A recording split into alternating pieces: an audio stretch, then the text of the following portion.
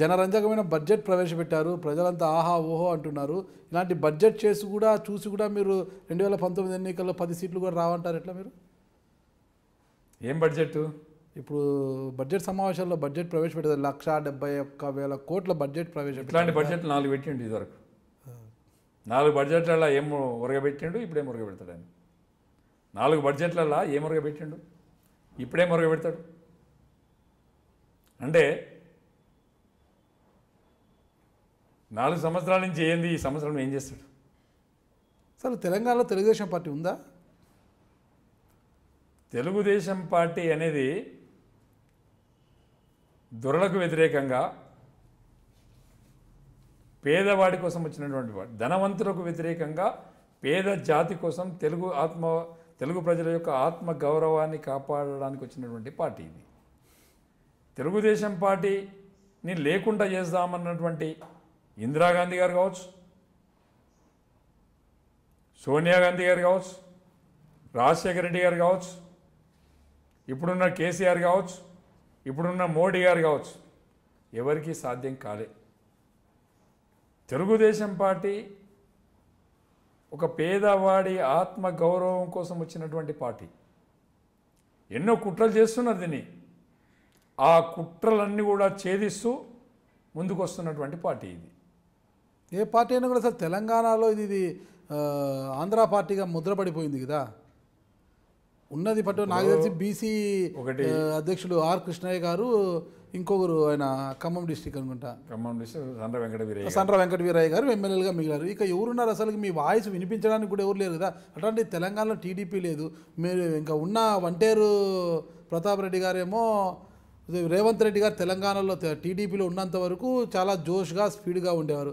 రేవంత్ రెడ్డి కాస్త కాంగ్రెస్ పార్టీలో వెళ్తే ఆయన వంటేరు ప్రతాప్ రెడ్డి గారి వేగం కూడా తగ్గిపోయింది. ఇప్పుడు ప్రస్తుతానికి పెద్దగా నియోజకవర్గంలో కూడా ప్రజల మధ్య ఉండలేకపోతున్నారు అంటున్నారు.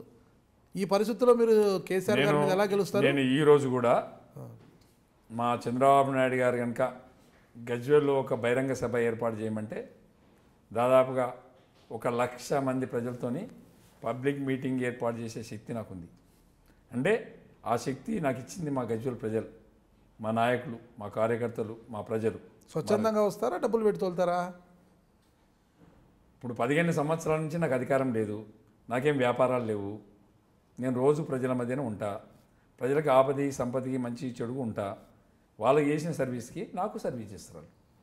నేను వాళ్ళని కోరేది, నేను మీటింగ్ పెట్టినట్టు రమ్మంట. నేను వాళ్ళకి చేసేది ఏ రాత్రి 12 గంటల రాత్రి ఫోన్ చేసినా వాళ్ళకి ఆపద వస్తే నేను ముంగటుండి పనిచేస్తా, వాళ్ళ ఇంట్లో ఒక వ్యక్తిగా పనిచేస్తా. కాబట్టి నా మీద ఉన్నటువంటి కాన్ఫిడెన్స్, నా మీద ఉన్నటువంటి నమ్మకం, ప్రతి పేదోడి గుండెల్లో నేను ఉంటున్నా అంటే నా మీద ఒక నమ్మకం ఉంది వాళ్ళకి. ఎంతవరకు చదువుకున్నారు మీరు? ఎంతవరకు చదువుకున్నారు? నేను ఇంటర్మీడియట్ చేసినాను. ఇంటర్మీడియట్ చేసి ఆ తర్వాత వ్యాపారాల్లోకి వెళ్ళిపోయి. ఏం వ్యాపారాలు? మేము అదే బోర్వెల్ చేసినాను, ఆ తర్వాత సివిల్ కాంట్రాక్ట్ చేసినాను. ఎందుకు అటువైపు వెళ్ళిపోయారు? సివిల్ కాంట్రాక్ట్లు అవన్నీ కూడా ఎక్కడ ఇదైనా తర్ఫీదు పొందారు కాంట్రాక్ట్ల మీద? అంటే ఉన్న జనరేషన్ ఉన్నట్టు సర్కిల్, నాకున్న ఫ్రెండ్షిప్ అది అంతే. అక్కడ నుంచి టీడీపీలోకి వచ్చారు. అసలు 2009లో ఎందుకు ఓడిపోయారు? 2014లో 2009లో కేసీఆర్ గారితో మేము పొత్తు పెట్టుకొని ఉండకపోతే ఉమ్మడి రాష్ట్రంలో ముఖ్యమంత్రిగా మా గవర్నమెంట్ వచ్చేది. మేము కేసీఆర్ గారికి 46 సీట్లు ఇచ్చినాం, 46, 56 ఇచ్చినాం.